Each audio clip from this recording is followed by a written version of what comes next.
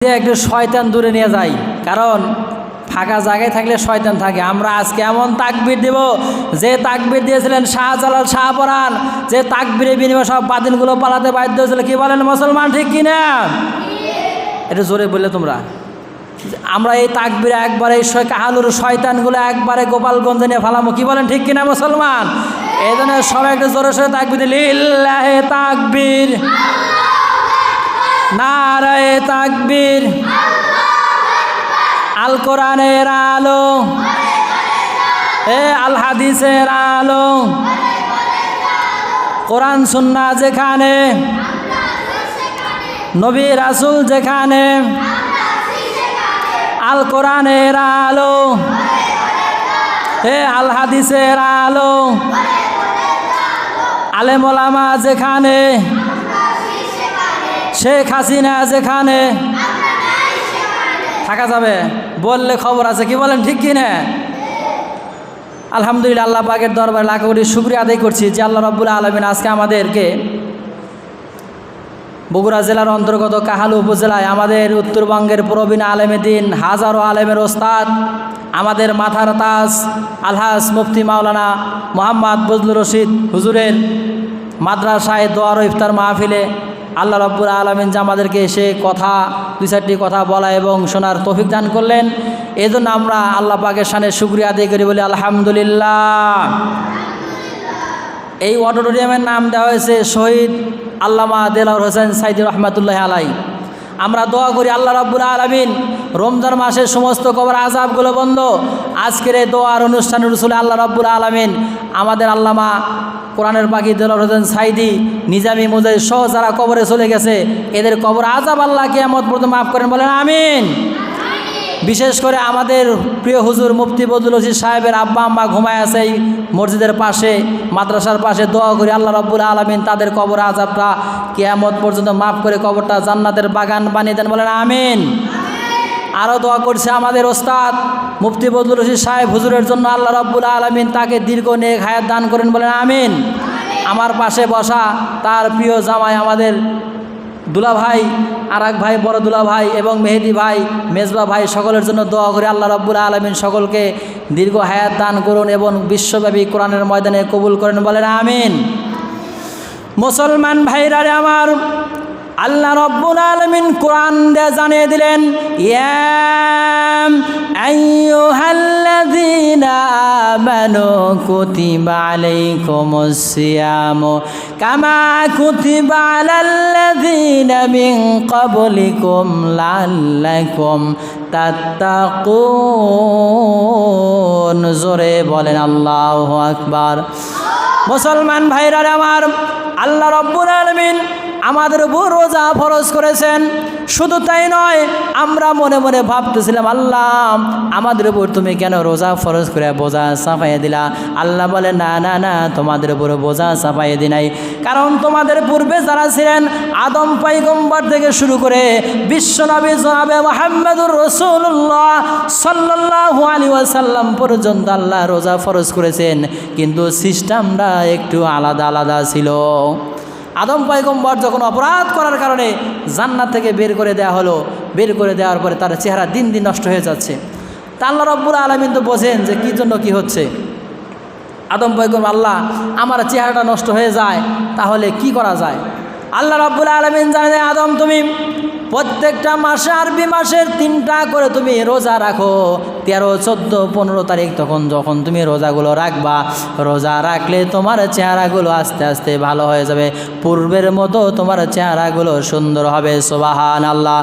মুসলমান ভাইরা আমার, আল্লাহ রাব্বুল আলামিন অর্ডার পাওয়ার পরে আমার আপনার ফার্স্ট ফাদার আদি পিতা আদম পয়গম্বর আলাইহিস সালাতু ওয়াস সালাম প্রথম মাসে যখন 3টা রোজা রাখলেন, দেখতে পাইলেন চেহারাটা একটু উজ্জ্বল হচ্ছে।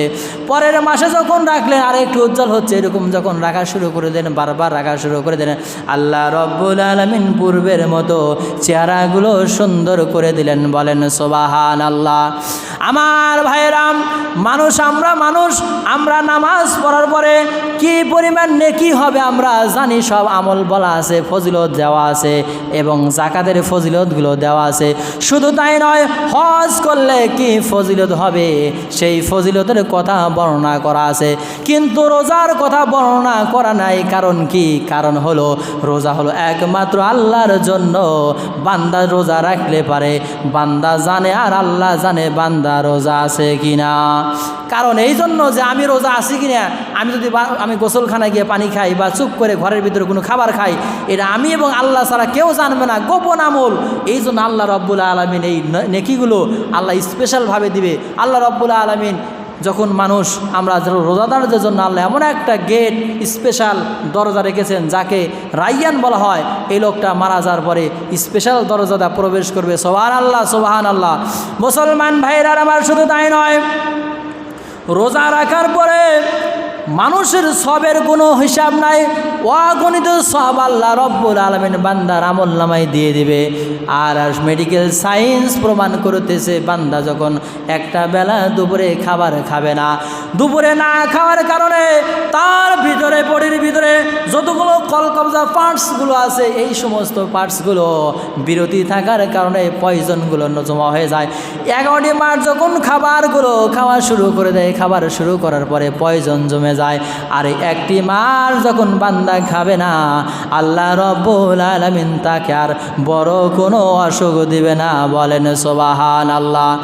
সবচাইতে দুঃখজনক বিষয় হলো সত্যি এই যে রমজান মাসে গাজার মুসলমানের দিকে তাকাইলে চোখটা পানিগুলো জড় জড় করে পড়ে, সহ্য করা যায় না।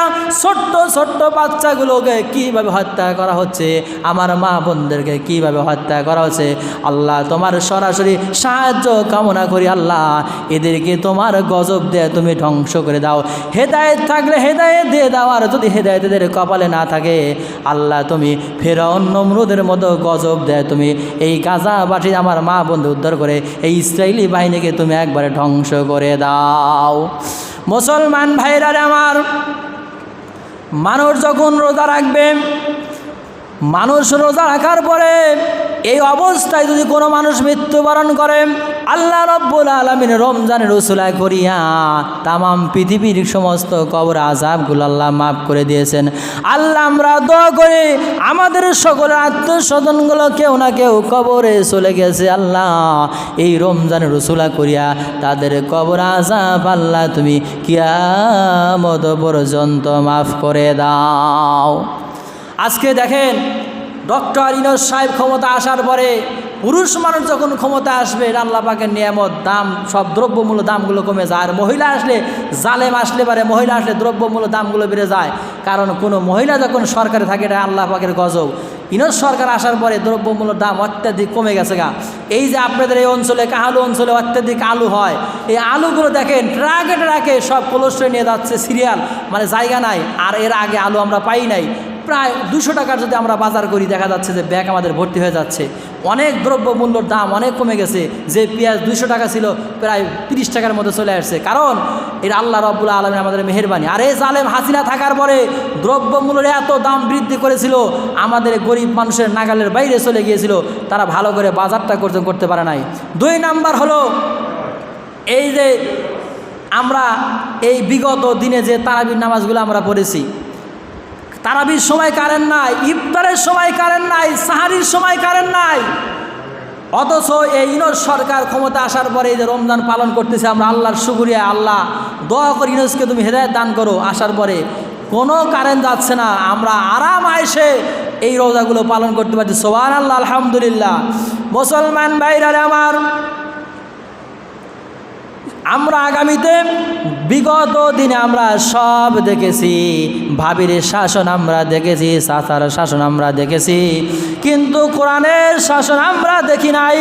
আমরা দোয়া করি আল্লাহ আগামীর পার্লামেন্ট হবে কোরআনের সংসদ, কোরআনের পার্লামেন্ট, আগামীর দিন হবে কোরআনের দেশ, আগামীর দেশ হবে আলেমদের দেশ, আগামীর দেশ হবে টুপি আলাদের বাংলাদেশ। বলেন ঠিক কিনা মুসলমান? আমরা ভাবি, চাচা, আপা, দাদার সব শাসন দেখেছি, কোরআনের শাসন আমরা দেখি নাই। আমরা চাই আগামীতে কোরআনের শাসন হবে, কোরআন দিয়ে দেশ পরিচালনা হবে। আল্লাহ রব্বুল আলামিন আমাদেরকে এই জিনিসটা দেখার তৌফিক দান করুন, আমিন। মুসলমান ভাইরা আমার, রমজান মাসে বান্দা যখন ছোট্ট একটা নফল আমল করবে, বান্দার আমল নামায় একটা ফরজের সমতুল্য সওয়াব দেওয়া হবে। বান্দা যখন একটা ফরজ আমল রমজান মাসে করবে, আল্লাহ রব্বুল আলামিন 70টা ফরজের সমতুল্য সওয়াব দেওয়া হবে। সুবহানাল্লাহ। আমার ভাইরাম, ফিরে আসুন। আমরা অপরাধ যা করেছি, আল্লাহ রমজান এসে গেল, রহমত বিদায় নিয়ে চলে গেছে, মাগফিরাত বিদায় নিয়ে চলে গেছে। আল্লাহ আজকে 19শে রমজান। আল্লাহ গো, আমরা সামনে রমজান পাবো কি পাবো না, আল্লাহ মেহেরবানি করে আমাদের তামাম জিন্দিগির গুনাহগুলো মাফ করে দাও। মুসলমান ভাইরা আমার, রমজানের প্রথম জুমায় আল্লাহর পয়গম্বর জুমায় খুতবা দিবেন। এই সময় আল্লাহর পয়গম্বর খুতবার সময় মেম্বারের প্রথম সিঁড়িতে যখন পা রাখলেন বললেন আমিন, দ্বিতীয় সিঁড়িতে পা রাখার বললে বললেন আমিন, তৃতীয় সিঁড়িতে পা রাখার পরে বললেন আমিন। সাহাবায়ে একরাম প্রশ্ন করেন, ইয়া রাসূলুল্লাহ, ইয়া হাবিবাল্লাহ, হুজুর গো, আপনি এর আগে জুমার নামাজ আপনার পিছনে অনেকবার আদায় করেছি, হুজুর এরকম তো কোনোদিন আপনি আমিন বলেন নাই, আজকে কেন আপনি আমিন বললেন একটু জানতে চাই।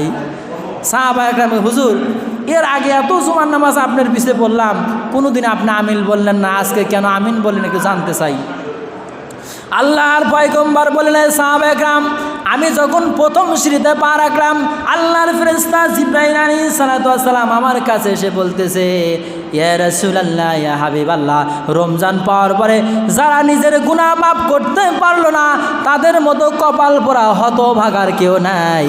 আল্লাহ গো, এদের মতো হতভাগা কেউ নাই। আল্লাহ ও ইয়া রাসূলুল্লাহ, ইয়া হাবিবাল্লাহ, আমি বলতেছি এই লোকগুলো ধ্বংস হোক, আমি রাসূল বলেছিলাম আমিন, তার মানে কবুল হোক।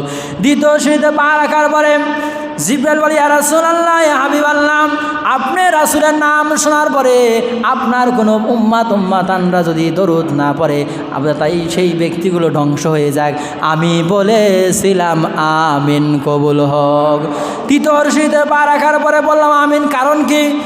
আল্লাহর পয়গম্বরকে জিবরাইল জানায় দিয়া, রাসূলুল্লাহ, ইয়া হাবিবাল্লাহ, যাদের ঘরে বৃদ্ধা মা বাবা আছে, এদের খেদমত করে জান্নাত ক্রয় করতে পারলো না, এই লোকগুলো ধ্বংস বলেন আমিন। আমি বলেছিলাম আমিন, আমিন, কবুল হোক। আল্লাহ তাআলা এই 3 ব্যক্তিকে ধ্বংস করে দিবে। মুসলমান ভাইরা আমার,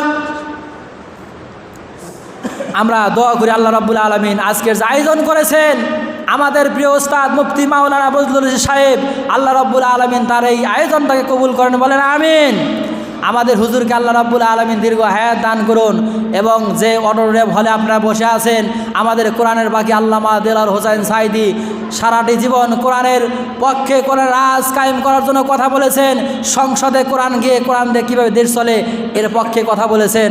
আমরা দোয়া করি সে আল্লামা সাইদির কথাগুলো বাস্তবায়ন হোক। আমরা সামনের সময় আসতেছে, আমরা সঠিকভাবে যেন আমরা ইসলামের পক্ষে ভোট দিতে পারি। আল্লাহ রাব্বুল আলামিন আমাদের সকলকে তৌফিক দান করুক। সকলে বলেন আল্লাহুম্মা আমিন। আসসালামু আলাইকুম ওয়া রাহমাতুল্লাহি তাআলা ওয়া বারাকাতুহু।